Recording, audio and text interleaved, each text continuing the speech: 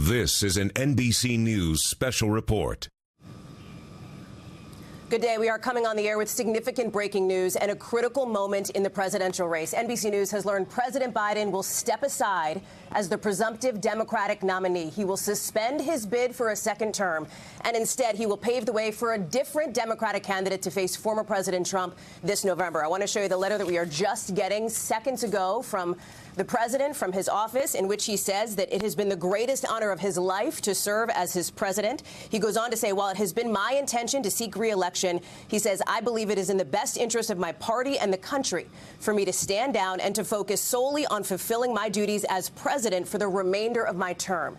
The news comes after Wednesday's announcement by the White House that President Biden has COVID, and with growing calls by Democrats now, dozens of them publicly, who have suggested that President Biden should, in fact, withdraw from the race. So this is the news that we have here on a Sunday afternoon. It is a stunning and historic development, but it is not altogether unexpected based on the reporting from NBC News. Remember that President Biden has struck a defiant tone ever since those calls began after his debate performance several weeks ago, widely panned as disastrous. You now have a number of House Democrats, and as of today, 3 senators who are suggesting that President Biden should, in fact, step off the ticket. And it appears as though he has, in fact, made that decision to do so. He says that he will speak to the nation later this week in more detail about his decision. He goes on to say that he expresses his deepest gratitude to all of those who have worked so hard to see him reelected. And importantly, he goes on to thank Vice President Kamala Harris for being an extraordinary partner in all this work, again, thanking the American people for the faith and trust that they have placed in him. So a couple of questions answered here and a couple of questions still ahead. First of all, there was a question that if President Biden stepped off the ticket, would he also, in fact, resign from the presidency? He is making clear in this letter that he will not do that. But there's a big question remaining, which is, what happens next? What happens next now to the Democratic ticket? There had been some calls, some questions for example, an open mini primary, perhaps, before the convention that is set to happen next month in Chicago. There had also been a question of whether Kamala Harris should now take the top of the ticket. She is the one who would inherit, essentially, the infrastructure, the campaign money, the campaign cash, the war chest that the Biden-Harris ticket has accumulated. Keep in mind, again, this is a stunning turnaround, considering the president has promised time and time again to stay in this race, even struggling, of course, to face off against Mr. Trump during that first presidential debate. So we are working to get our reporters up and ready to go here because, again, a significant development in this presidential race. The president goes on to say in this letter, I believe today what I always have, that there is nothing America can't do when we do it together. We just have to remember we are the United States of America. As for the other side of the ticket, we are out now to the Trump campaign for their response. And over the course of the last several weeks, there has been a notable shift in the way that Republicans and the Trump team have responded to the possibility that President Biden could, in fact, come off the ticket. Initially, it was to cast President Biden as the only one, as the inevitable candidate for the Democrats here. But over the course of maybe the last week or so, there has been a notable difference in tone where Republicans are now suggesting that whoever is at the top of the Democratic ticket, they intend to essentially lash the Biden agenda to that person, whether it is Vice President Kamala Harris or whether it is somebody else, in fact. So, again, just to reset here for a second, significant news here as President Biden says he will step out of this race. Ali Rafa is live for us at the White House now. Ali, I want to turn to you. She's at Rehoboth because that is where President Biden has been convalescing, recovering from COVID, essentially, Ali. That's right, Hallie, and this was no doubt the most difficult decision of the president's 5-decade-long political career, and he no doubt had plenty of time to think about it over the past few days as he continued recovering from that COVID-19 diagnosis since Wednesday here at his Rehoboth Beach, Delaware home. And remember, this isn't coming as too much of a shock considering what we knew to be happening privately within Biden's inner circle. We knew that there were more reality-based conversations that the president was having with those closest to him, even with his own family members, according to sources familiar with the Biden family's conversations. They were considering factors like how, if he were to step down, what that replacement would look like, what that process would look like, how he would leave the party and the country in the most stable position as possible, specifically in the party's case, in as best a position as possible to defeat former President Trump in November. But of course, this is coming as somewhat of a shock considering how defiant defiant we have seen the president and his campaign be in recent days. As recently as yesterday, they were talking about fundraisers that the president would continue planning to host at the end of the month. One of them with David Letterman in Massachusetts, another in Chicago around the Democratic National Convention. And of course, the president has said that the only things that would make him reconsider staying in this race would be the Lord Almighty or a medical condition. But again, we know that the conversations he was having in recent days were more reality-based, more around the polling and the evidence showing that he was not able to defeat former President Trump in a head-to-head matchup in November. And as you mentioned, Hallie, the question really now is what happens next? Where does this all go next? Notably absent from this letter from the president announcing he was stepping down from this race is an official full-throated endorsement of his vice president, Kamala Harris. And there is even disagreement within the Democratic Party over whether she would be the best person to replace him at the top of the Democratic ticket. You're seeing some Democrats come out and support her, but also some Democrats come out and support sort of a mini open primary where any Democrat could throw their hat in the ring, a potentially very messy process. And so the president in this letter says he will speak to the nation later this week. Presumably we could hear from him as far as what happens next and who he plans to support in that address that he plans to deliver later this week. But of course, all of this putting more of a spotlight on this already extremely tight timeline that the Democrats have to rally around their replacement, their nominee. We have the delegates planning to vote in a virtual roll call the first week of August. And of course, in mid-August is the Democrats' National Convention. So all of this really putting a spotlight on that tight timeline.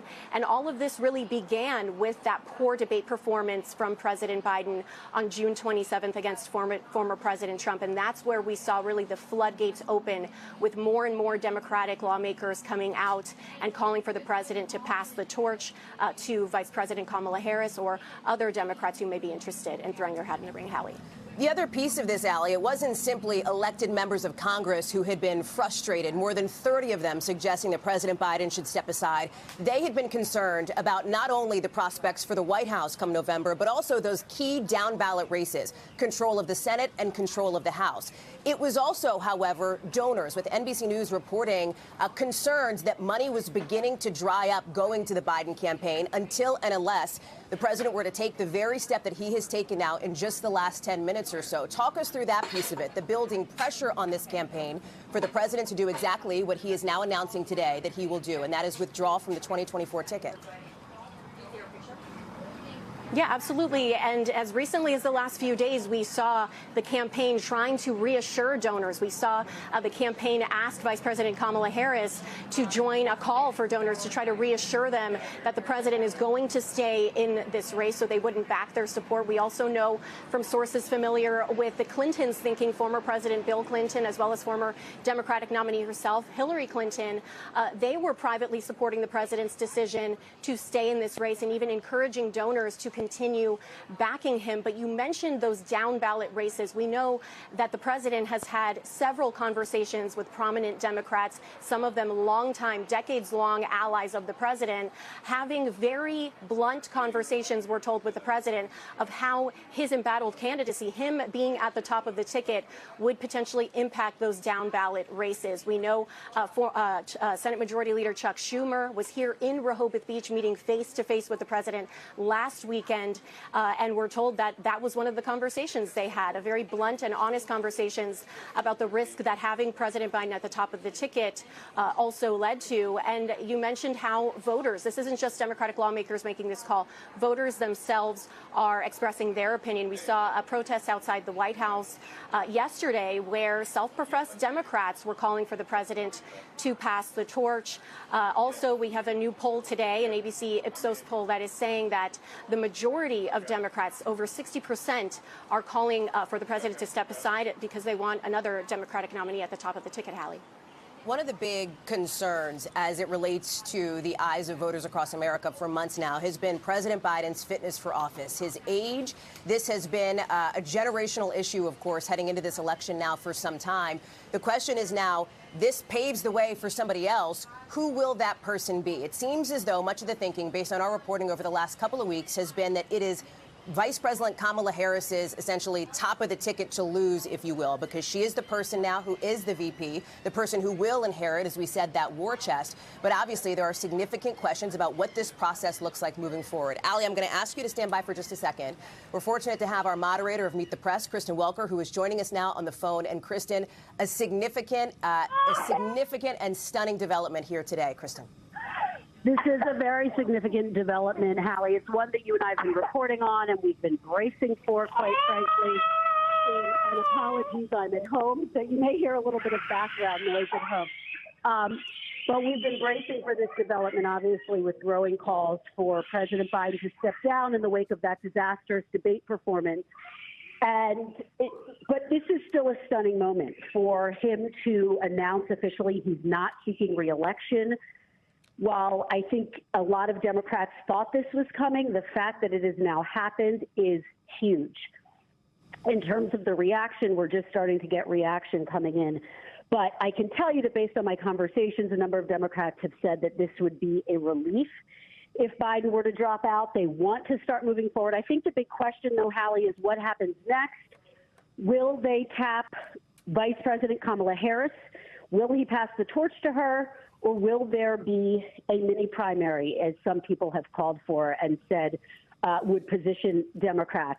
Look, I think that you and I were covering the Republican National Convention in Milwaukee, and what we saw there and what we reported on was this extraordinary show of force, the unity of the Republican Party, and I think that that really added urgency to some of the conversations that were unfolding inside Democratic circles and the realization that something needed to happen quickly if they were going to come back in the polls and really try to be able to overtake former President Trump. Hallie.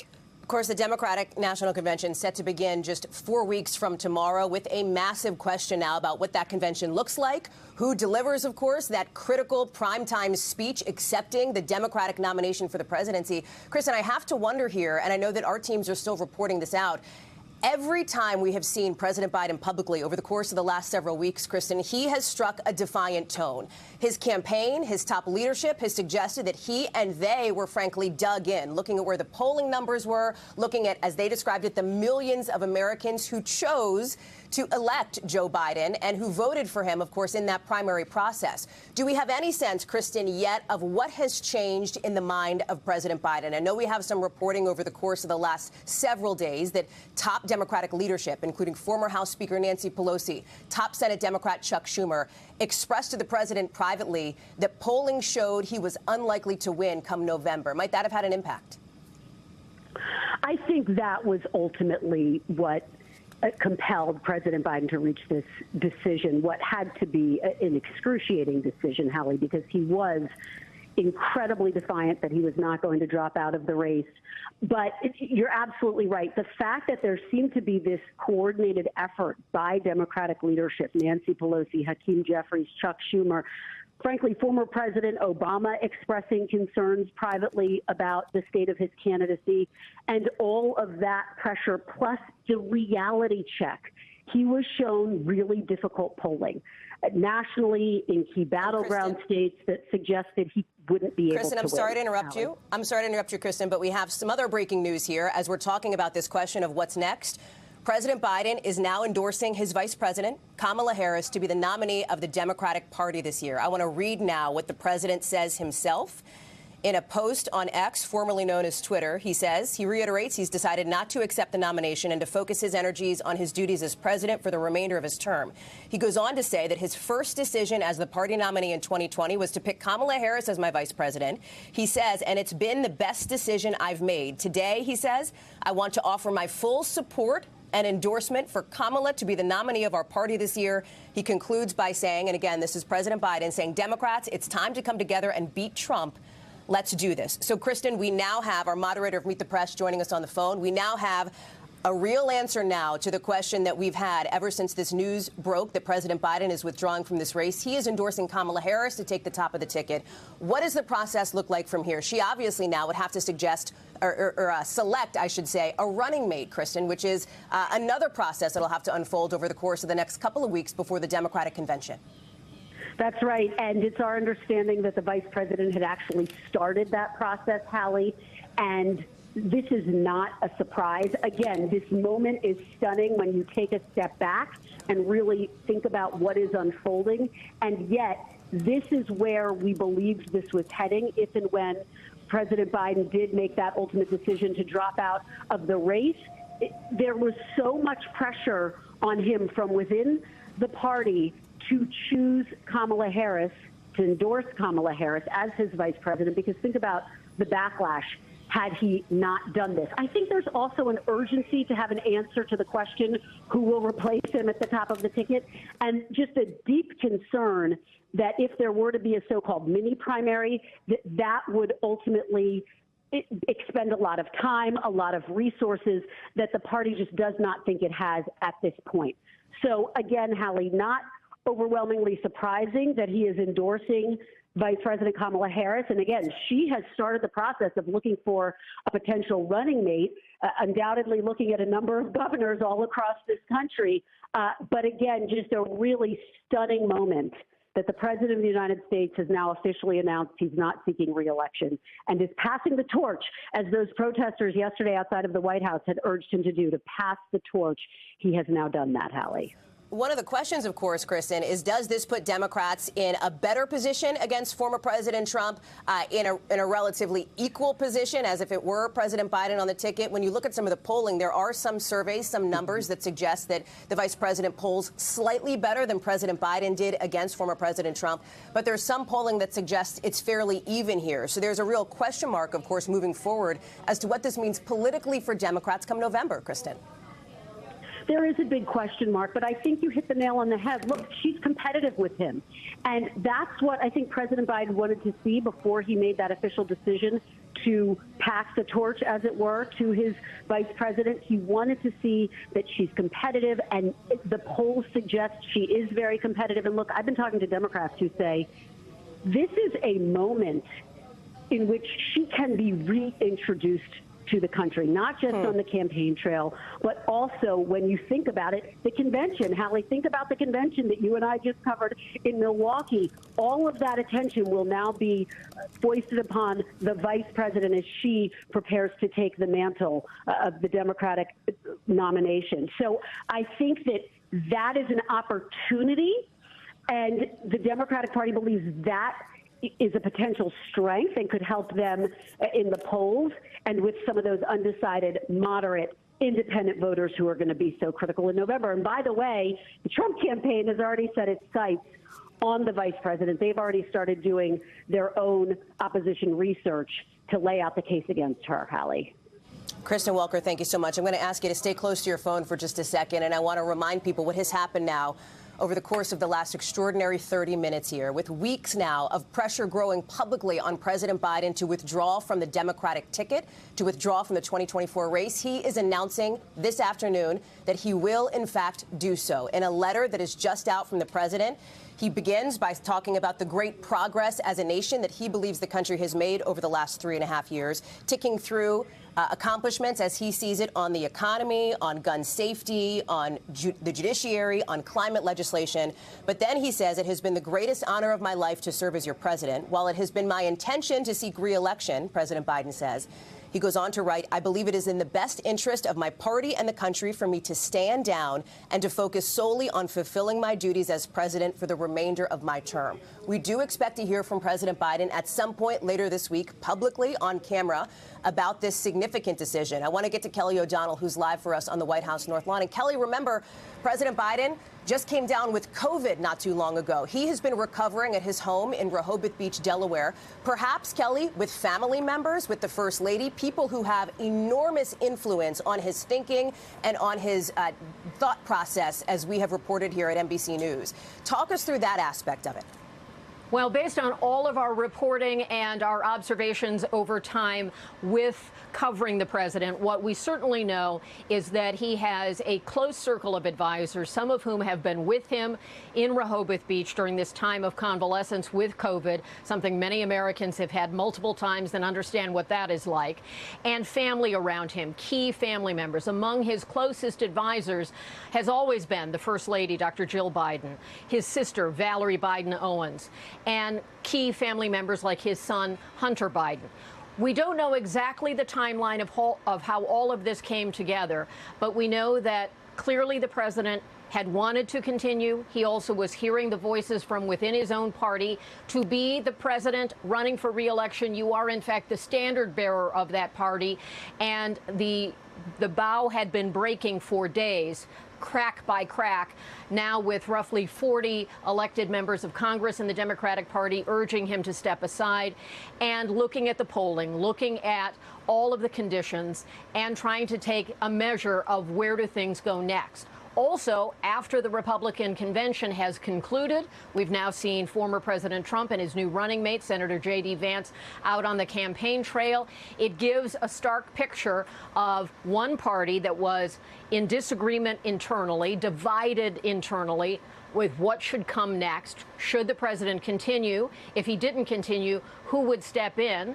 And now we know he's endorsing the vice president. That has been critical for Democratic officials who remind all of us as we're covering this that the base of the voter in the voter constituency in the Democratic Party is certainly black women, and to bypass the vice president would have been untenable for many of them. Progressives had been standing by the president, the Congressional Black Caucus, the Congressional Hispanic Caucus. Those core constituencies were with him until he made this decision. And so it is notable that the vice president's team would now be thinking about potential running mates for her.